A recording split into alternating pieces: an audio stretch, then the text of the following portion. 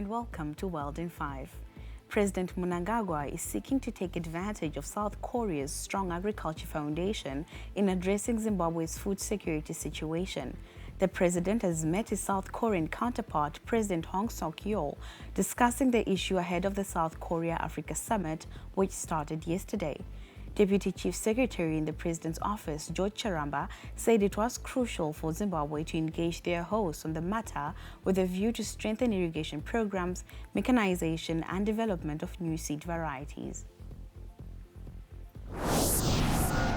Foremost was the area of agriculture. You know, South Korea is, in fact, a very strong agricultural proposition in Southeast Asia, specializing in different varieties of rice and other small grains. So essentially that's one area where we thought Zimbabwe could benefit in the triple sense of not just the production of grains, but also development of irrigation, as well as the creation of the means with which to, as it were, work on agriculture. And we're talking here about mechanization. I think you may recall that not too far back, Zimbabwe used to get some tractors from South Korea, the Kyoto model, and quite a number of our farmers are actually working with that model. So really we are looking at the triple side of agriculture, which means the development of irrigation, new seed technologies, as well as mechanization, all of which are in sync with our ambition as a country. The South Korea-Africa Summit, being held under the theme, The Future We Make Together, Shared Growth, Sustainability and Solidarity, ends on Wednesday. Herbert Jarari, who is in Seoul, South Korea, gives us a summary of the president's engagement with the South Korean president. President Mnangagwa and his South Korean counterpart, Mr. Yoon Suk-yeol, today deliberated on issues at the center of the two countries' economic development, including resource beneficiation, development of technology skills, promotion of smart cities, and measures to mitigate the effects of El Nino on vulnerable people. President Mnangagwa arrived here on Sunday and is also expected to attend the official opening of the South Korea-Africa Summit today, address the agriculture conference, meet South Korea business executives, and have a meeting with the Zimbabweans based in the Asian state. Speaking to journalists after the meeting, Deputy Chief Secretary, Presidential Communications, Mr. George Charamba, said the two leaders dwelt on agriculture, with Zimbabwe angling to benefit from South Korea's vast experience in the production of different varieties of rice and other nutritious grains. The issue of resource beneficiation remains central to Zimbabwe, and President Mnangagwa and his South Korean counterpart zeroed in on this matter in the double sense of value-adding agricultural products.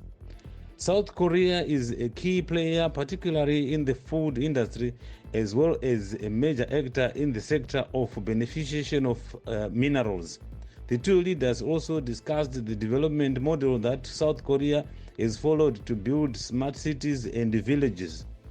The issue of infrastructure development such as roads and railway network was discussed, and Zimbabwe tends to benefit from South Korea that has developed the state-of-the-art technology in railway system, including manufacturing of high-speed trains.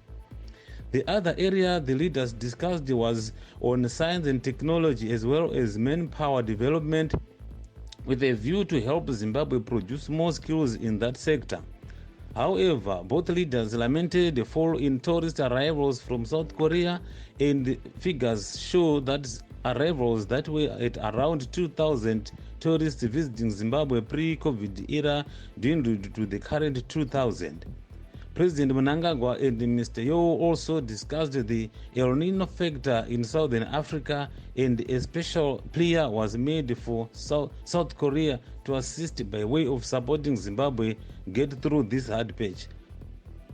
South Africa's African National Congress, ANC, has lost a parliamentary majority and will need coalition partners to surpass 50% votes to form a government. After all the ballots were counted in South Africa, the ANC received only 40.18% of votes in Wednesday's election. Following the IEC's announcement of the 2024 results, certain procedural steps must be followed for South Africa to form a government. The newly elected National Assembly must hold its first sitting within 14 days of the election results, where members are sworn in and the speaker is elected. The National Assembly elects the President of South Africa during the first sitting or soon after. The President is then responsible for appointing the cabinet and forming the government. The entire process is usually completed within a couple of weeks to ensure a smooth power transition. We were joined by our analyst, Ranga Mataire, to discuss the current South African situation and best understand it. Yeah, I don't think he needs to do much because, mind you, ANC is still the majority party in South Africa. You might be also be aware that ANC managed to have more than 50% of the votes in 5 of the 9 provinces. That tells you how popular the party is. However, in terms of what he needs to do, he simply needs to find partners in the other parties. It might be DA, it might be EFF, it might be MK, in order for him to be re-elected. From where I'm standing, I think that the majority of ANC members would want him to continue, so he doesn't need really to do a lot.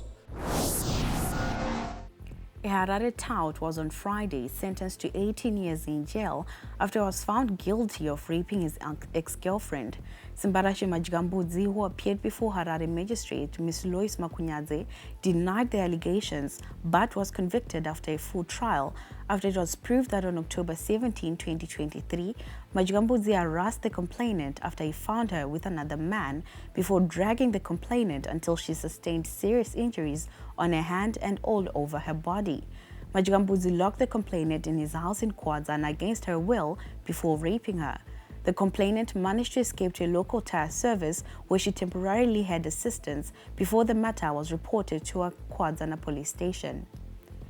The ZANU-PF Women's League says it will continue to support its constituency with funding and income-generating projects in a bid to promote political independence. The party launched a sewing project for women in Chinoi, Mashonaland West Province. ZANU-PF Women's League chairperson Senator Mabel Chinomona said supporting women with income-generating projects is expected to see an increase in women's representation at local council and parliament levels. Mashonaland West Province has only 3 women who have voted into parliament out of 22 constituencies.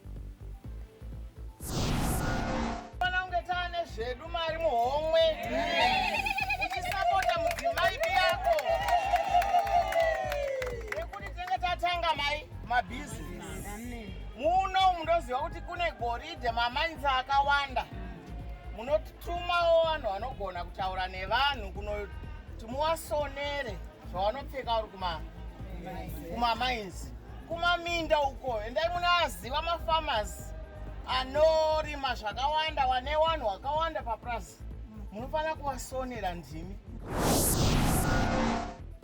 More than 50 people have died in India over the past 3 days as a heat spell continues to affect parts of the country, with around 33 people reported dead in the northern state of Uttar Pradesh over the weekend, and about 20 others in Odisha state also reported dead due to heat stroke. Many of these deaths were reported on the 1st of June as India voted in the last phase of polling for its general election. The heat in northern and central India and parts of the west has been intense for the past 2 weeks, with maximum temperatures hovering around 45 to 46 degrees Celsius for days at a stretch, and even climbing up to 50 degrees in some areas.